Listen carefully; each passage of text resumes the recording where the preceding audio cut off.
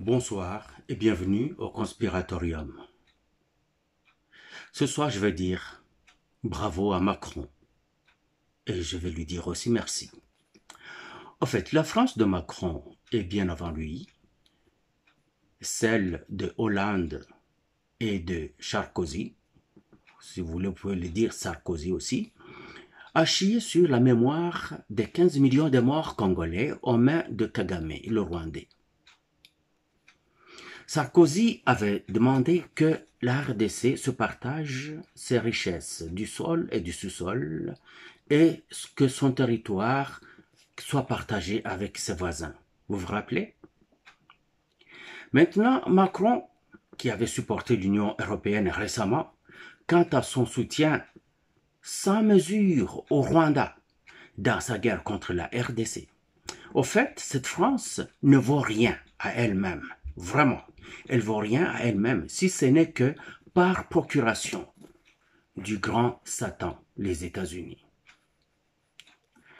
Tous les pays occidentaux ne font rien sans l'aval des États-Unis, sans l'approbation préalable des États-Unis. Donc, nous devons pointer du doigt les États-Unis. L'Union européenne est une créature des États-Unis, vous le savez très bien, et donc tous ses membres, et c'est sans exception, obéissent au doigt et à l'œil aux États-Unis. Si le Rwanda et ses collaborateurs et ses autres sponsors en sont arrivés à commettre ce supra-génocide en RDC d'ampleur jamais égalée, jamais rivalisée dans l'histoire de toute l'humanité, de l'humanité entière. Jamais.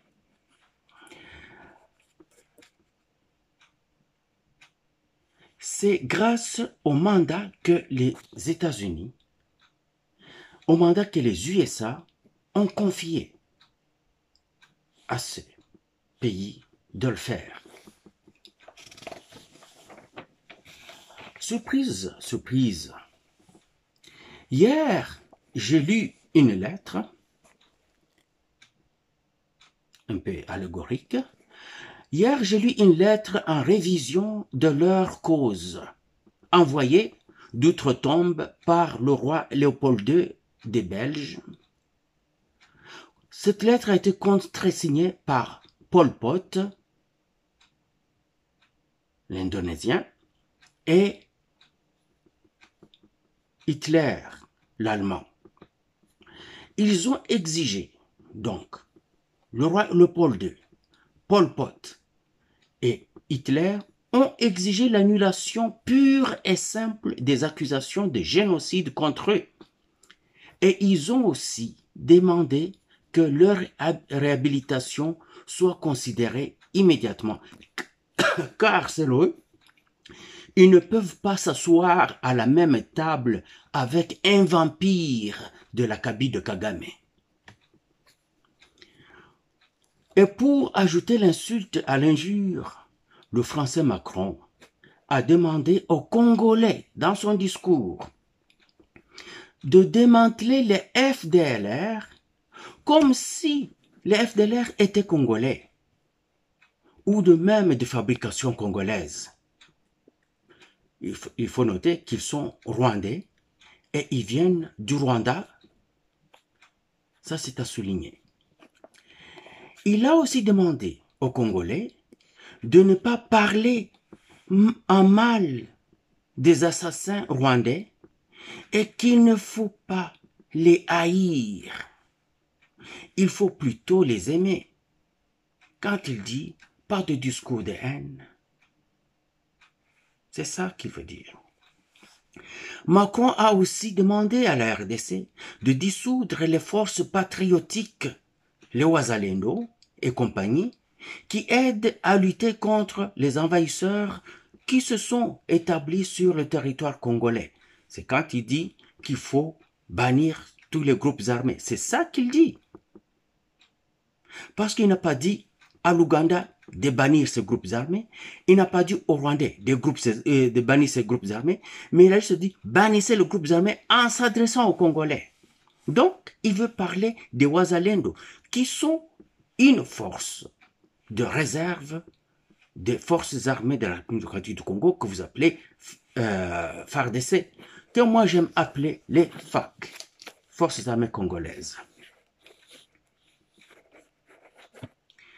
Macron a aussi demandé à la RDC de dissoudre les forces patriotiques, les Wazalendo et compagnie, qui aident à lutter contre les envahisseurs qui se sont établis sur le territoire congolais.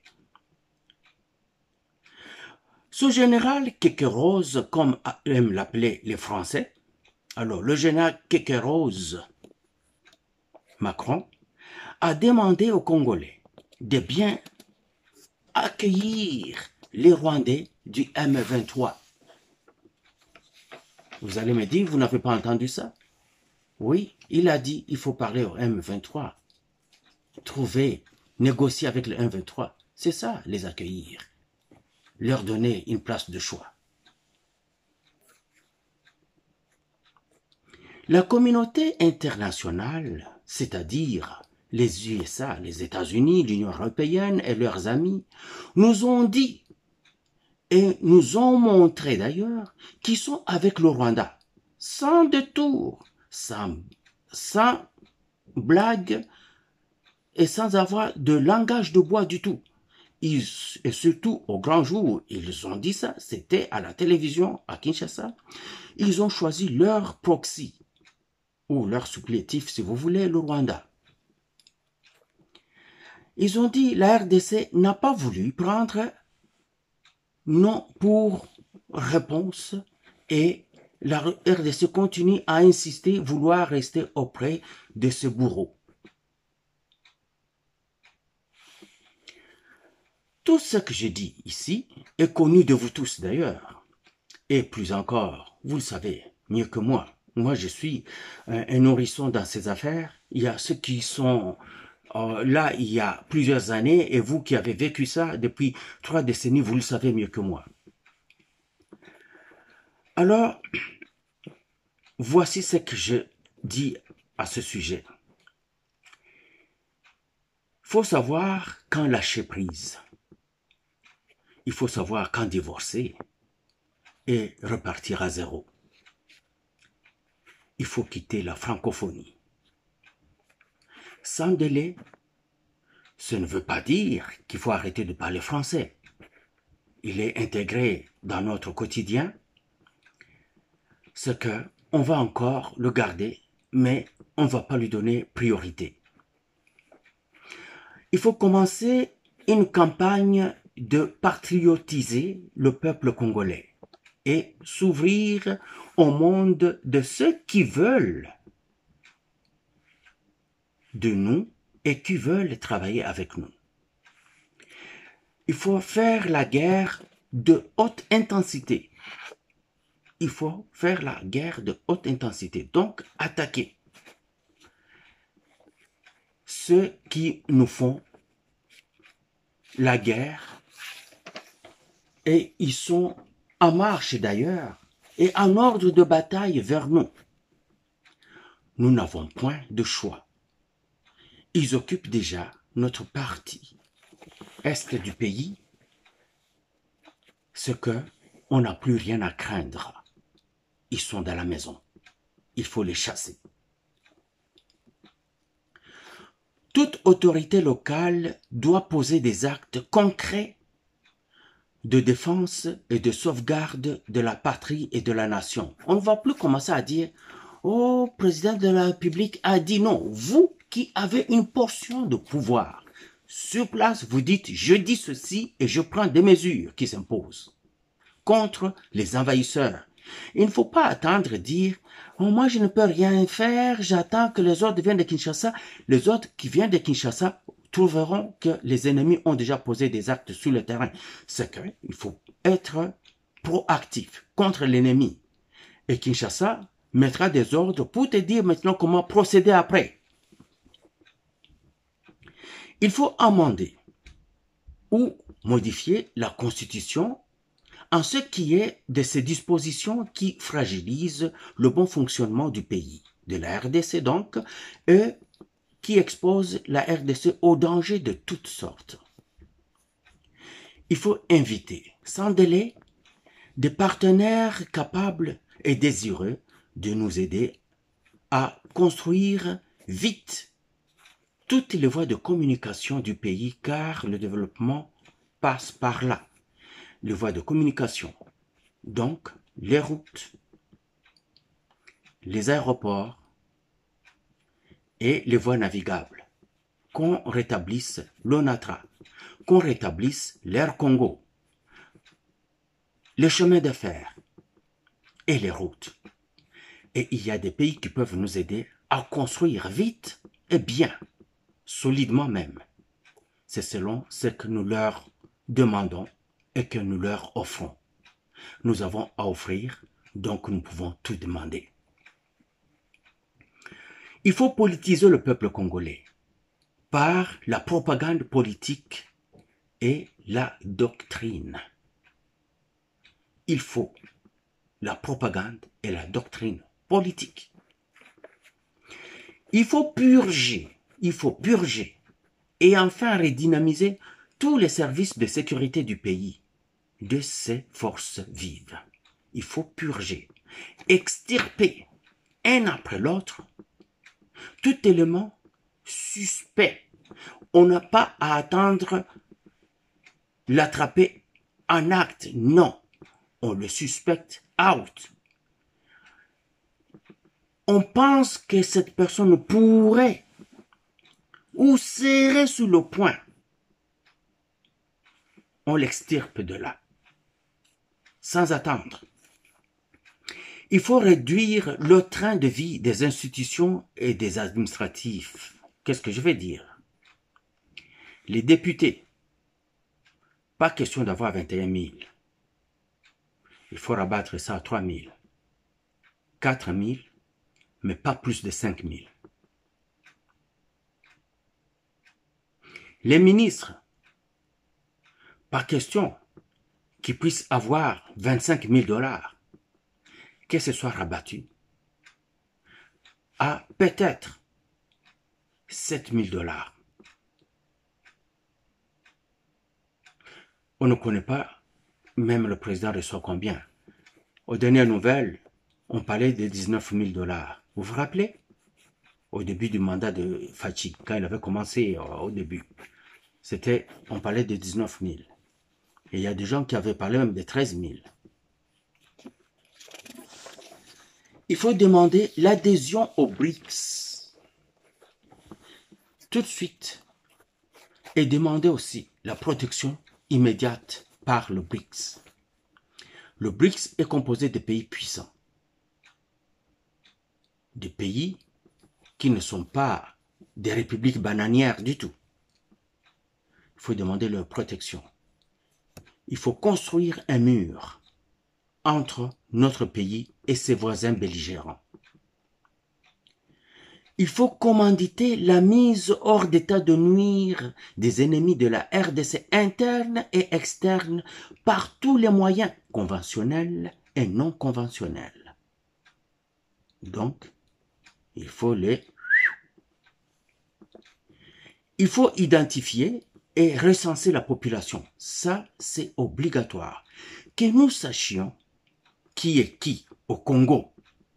Et enfin, il y a combien de Congolais pour qu'on puisse planifier le développement du pays. Car dans ces pays ici, on fait des recensements avant chaque élection. Ils veulent savoir combien il y en a de citoyens au Canada. Localement, on veut savoir. Car tout ce qu'on va faire, par exemple, construire d'autres écoles, aménager des routes, ils vont tenir compte de tout ça. Construire les hôpitaux, ils tiennent compte de la population. Combien il y en a? Est-ce que ça a augmenté, ça a stagné ou ça a diminué? S'il faut augmenter le nombre de services policiers, tout ça, ça vient avec la population, le recensement. Et ils ne font point donner des citoyennetés aux ressortissants des pays voisins pour un délai de 25 ans. Donc pendant 25 ans, on suspend l'octroi de la citoyenneté aussi aux ressortissants des pays voisins à la RDC. Et particulièrement pour le Rwanda, à lui seul, on suspend pendant 50 ans. On ne donne aucune citoyenneté congolaise à un ressortissant rwandais pendant 50 ans. Il faut qu'on se fasse respecter. Si on ne le fait pas, et qu'on continue à courir derrière ces Occidentaux, qui n'ont qu'un seul but, démanteler notre pays, le découper en morceaux,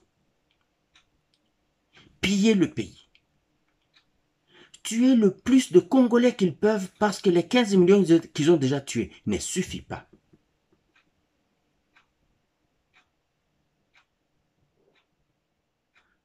Alors, on doit arrêter de le côtoyer. Oui, on ne peut pas se couper du monde. C'est ceux qui veulent être avec nous qui seront avec nous. C'est ceux qui veulent travailler avec nous qui vont travailler avec nous. Mais on ne peut pas forcer la main à ceux qui ne veulent pas. Toute relation, quelle que soit, exige une certaine harmonie, une certaine réciprocité.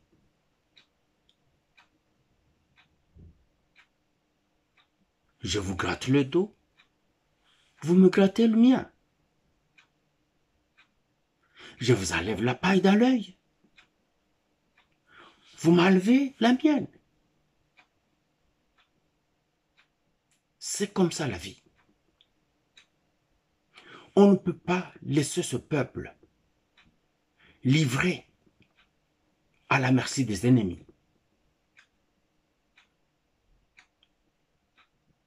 Pour aujourd'hui, je m'arrête là. Je voulais juste dire que Macron nous a donné l'occasion, en or, de couper le pont. Et je lui en remercie. Bonne soirée. Et soyez le bienvenu au Conspiratorium. Je suis votre frère, Bertin Bahia.